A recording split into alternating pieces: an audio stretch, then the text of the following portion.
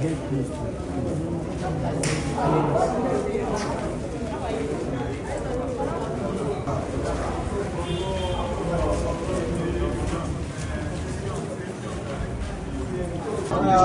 I can confirm to you that at exactly 2:30 p.m., Mr. Alabi Quadri was physically handed over to me by the authorities of the Nigerian Correctional Service. Recall that about 3 hours ago, the court discharged him following the advice of the Director of Public Prosecutions, Lagos State, where the DPP found that Quadri Alabi has no case to answer, that the allegation of armed robbery brought and made by the police is without substance, without evidence, and that he was innocent. However, as you may be aware, when a court makes an order discharging a person, there is an administrative process that has to follow, which is basically for the signing, the preparation and signing of his release warrant. Until that warrant is physically handed over to the correctional officer, it cannot be physically released. So now the warrant was signed and handed over, and Quadri is now free and is going home and is no longer returning to the medium security custodial center. Let me thank all Nigerians and the media for the interest they have shown in the case of this boy. Like I keep saying, you may not understand Quadri's case until you have met Quadri. Those of you that have now seen him, you don't need to have power of clairvoyance. You don't need to be a prophet to look at this boy, maybe by looking at him, to know that, to have reason to question the allegation made against him. So for the fact that a Nigerian child was subjected to this horrendous treatment since January, incarcerated without cause, is unacceptable. Now that he has been released, we have grave concerns about his safety and that of his family. As I speak to you, it is not safe for him or his mother, who is standing beside me, to return to their home. So as I speak, Quadri is basically homeless because their current home is not safe for them. There are reasons why I'm saying that. Apart from the fact that you are all aware of the circumstances that led to him being abducted, he was not arrested. Quadri was abducted by so-called area boys. So, handed over to the police. The same people behind his travels, they have not left Nigeria, they have not left Lagos, they are still within that community. So it is only common sense that his family should be relocated somewhere else. So we'll be appealing to Nigerians of good conscience. Please extend a hand of help to this family, and Quadri in particular. The most pressing need is for us to get an alternative accommodation for them, get them accommodation elsewhere, where his family can stay. They don't have the means. You can see it yourself. The second need is that even though he became momentarily famous during the elections, quite sadly, that fame, was not, the benefit of that fame was not sustained. So he basically went back to the streets doing petty things. So currently he needs some stable form of employment. He has started learning tailoring. I don't know whether he would want to continue with that, but the point is that Quadri needs some form of rehabilitation that will enable him to be self-sufficient and useful to the country. So we are appealing to any spirited member of the public out there that may want to assist him beyond just the accommodation. Please reach out to me. We'll be able to bring that help to his family.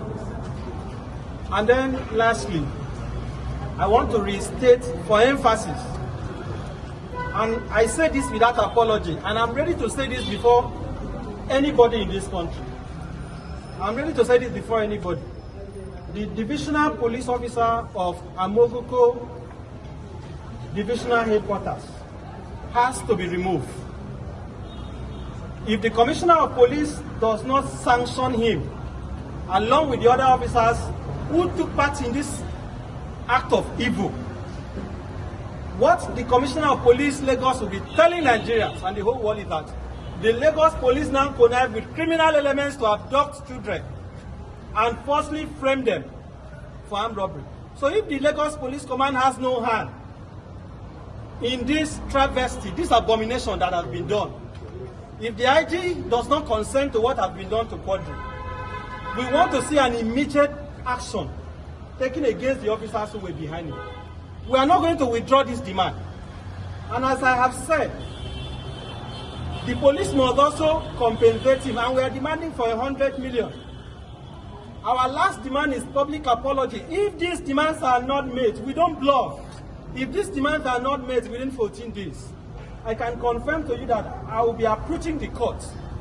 I will also be going directly to the Police Service Commission. One message we want to pass clearly is that Quadri's case is not an isolated case. We are all discussing Quadri today because his case has come to public knowledge. So Nigerians should ask the DPO of Amokoko, how many more Nigerians has he falsely framed for armed robbery? How many more Nigerians has he falsely framed for murder? How many more people have they thrown false allegations on and have them remanded in prison or the custodial center? This travesty has to be addressed, and it is in the interest of the Lagos Police Command to understand the gravity of what has happened. As I want to repeat, we are not going to withdraw this demand, and we are ready to state this demand before anybody and authority in this country.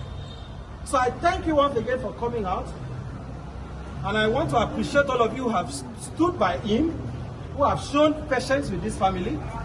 Nobody should ever have to suffer what Quadri has suffered.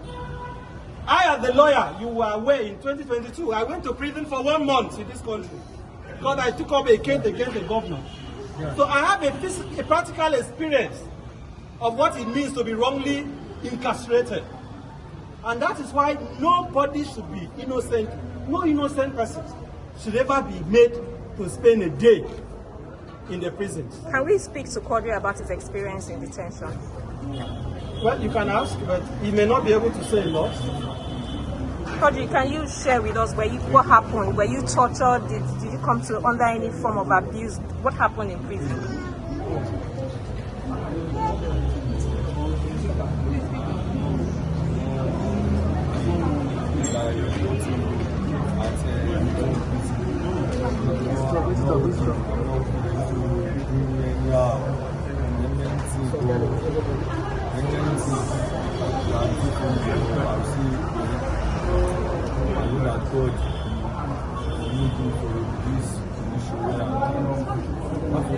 How do you feel now that you're free?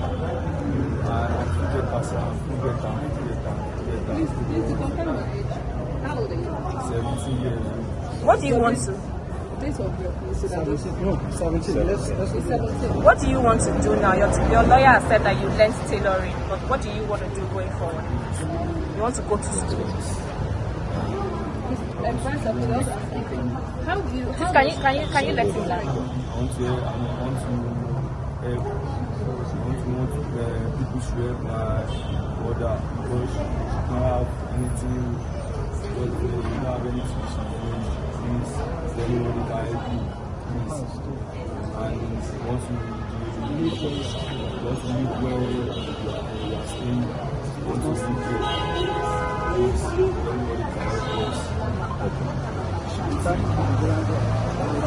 Thank Nigeria, my lawyer, my family, thank all of them. There was more promotion. You can go ahead. How do you know this case because the instance of child right violation in Nigeria? Instance of what?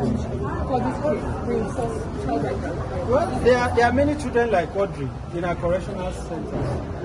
The juvenile justice system in Nigeria needs to be revisited. It needs to be revisited. And what I have seen from experience, this is not the first time. I've had these battles with the police before. The good news is that we have always defeated them.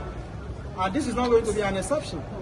what you will find in each of these cases is that when police arrest minors, most times they will falsify their ages. You heard the magistrate made that point. If they had disclosed that Quadri was 17, not the 18, the magistrate would have asked questions. The magistrate would have had interest in knowing why he should be sent to where adults are being detained. But they lied about his age. They lied about his age. They lied about everything. How can you say a young boy committed armed robbery and you now bring him, attach him to strangers and say they are his casemates, and the whole country is moving on? That is not civilization. And then you go back, the DPO possibly has children, he possibly has a wife in his house, but he went home to sleep. He's not bothered, and you are doing this to a child, people he has never met, he doesn't have any relationship with. You said that he's casemates for armed robbery. Meanwhile, even the touts that abducted him and brought him to you, they claim he was involved in street fighting, which is not true. And suddenly you brought him to court for armed robbery. This is an abomination. And the entire country should be alarmed. Should be alarmed. It's an embarrassment to the country. That is why I'm saying, if the Commissioner of Police is not part of this evil conspiracy, we want to see the action he's going to take against the DPO. We're not going to compromise on that demand. The DPO of Amokoko must be removed. We are not, under no condition, even at gunpoint, we are not going to shift on that demand. He must be removed. I will speak to the mother, please. Mommy, say English never sabi Yoruba. Yoruba, anyone, the valley so. Báwo ni ẹ ṣe, báwo nínú yìí ṣe dùn sí ọ, báwo lẹ ṣe ló ṣe lára yín sí ẹṣẹ ọmọ yìí. Inú mi dùn lójú pẹ̀ gan àkọ́kọ́ pẹ́ mi lọ́wọ́ Mrs. Ansa mi torí pé kí ni òun ni ẹni tí ó jẹ́ kí ọ̀rọ̀ yìí níyànjú. Torí ní ìgbà náà ó lọ síbi iṣẹ́ ń aṣọṣẹ́ ìgbọ́lọ́wọ́ rẹ̀ ọlọ́pàá kò rí àwọn bọ́ìsì mi lọ wọ́n láti ní àwọn ọlọ́pàá rẹ̀. Bàbá ẹ̀ kú sí ojú ọdún mẹ́ta lọ. Tí bàbá ẹ̀ kú torí owó tí wọ́n fún ẹ ló yẹ kí ra màálù, ó yẹ kí ra rẹ̀ sí. Fáwọn bọ́ìsì ọmọ mi ni wọ́n fún. Yàtọ̀ ṣe mọ iye tó. Ṣé ẹ mọ̀ owó òtún ọ̀pọ̀ ilé ìpalàgbà níbẹ̀ tó ẹ̀fẹ́ rí sójú àtọ́ wípé ìyẹ̀sì bó ṣe rìn ọmọ ilé ẹ̀ lọ síbi iṣẹ́ ṣó ti yé yín. Àmọ́ mo dúpẹ́ lọ́dọ̀ Ọlọ́run, mo dẹ̀ dúpẹ́ lọ́wọ́ gbogbo ẹni tó àdàgà lọ́ọ̀yà yìí.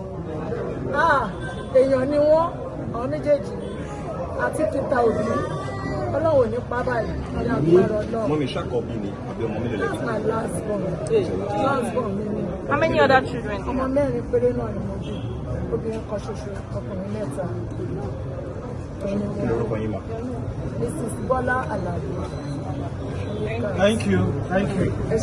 Thank you for your patience. Thank you. Yeah, cool.